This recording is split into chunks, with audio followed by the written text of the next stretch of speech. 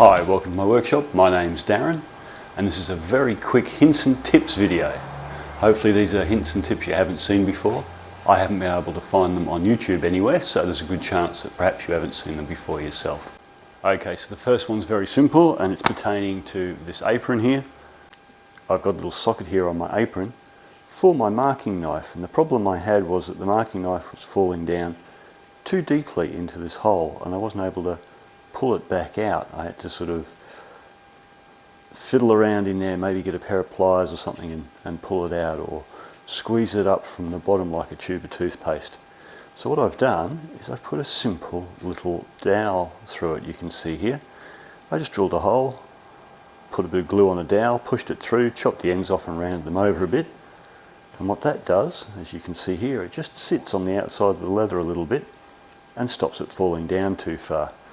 It's not uncomfortable to hold at all. In fact, I hardly feel it.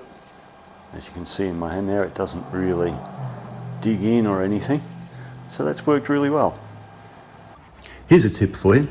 If you've got one of these powered buffers, don't leave the elasticated buffer pad on the foam base of the buffing machine, because over a period of time it will compress the foam. So hopefully mine will puff up again a little bit now, but I doubt it. I think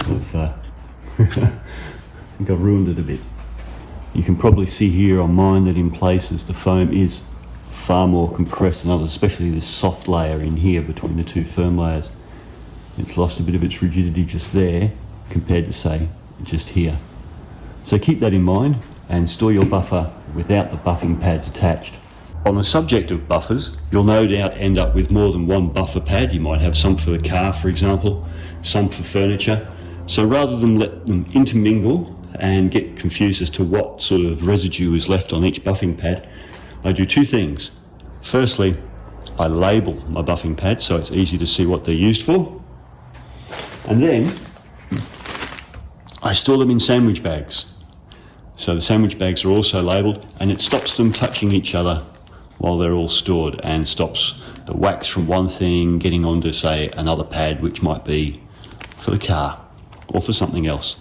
I prefer these Ziploc sandwich bags because you push the air out and then seal them up and they don't fall out and everything is nice and separate. Here's a tip for those of you who have some leftover filament reels or maybe some cable reels if you've been doing a bit of wiring. They're very handy for storing your extension cords. One of the downside of storing your extension leads is they frequently become tangled, or you've got to wind them down into a bucket or something. But if you take an old reel like this and fold your extension cord in two at the halfway point, what you can do, grab yourself a cable tie,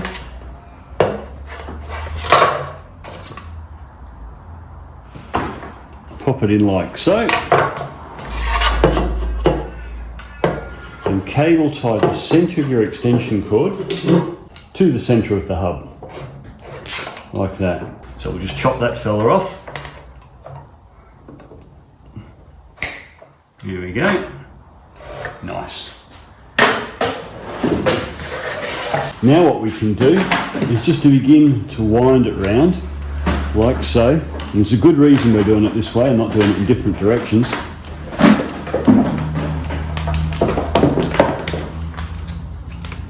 There we go. So now our extension cord is nicely wound on here. Now all we have to do when we want our extension cable out is just roll the thing away from us, and there's our cord all undone. We can plug it in either end and it's super easy to wind back up again, just like we did before.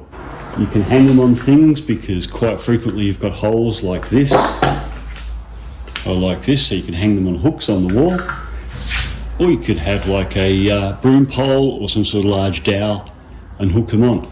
But either way, this is a great way of storing your extension cords. And of course you can get bigger reels than this. If you buy a 3 kilogram roll of filament, you'll get a much bigger roll. And likewise, certain cables obviously come on bigger rolls than this. So definitely worth keeping your little reels or hubs or rolls. You could do the same thing with rope as well, which would be handy. So what I've done is I've got an old ice cream container that I can just pop my reels into, go.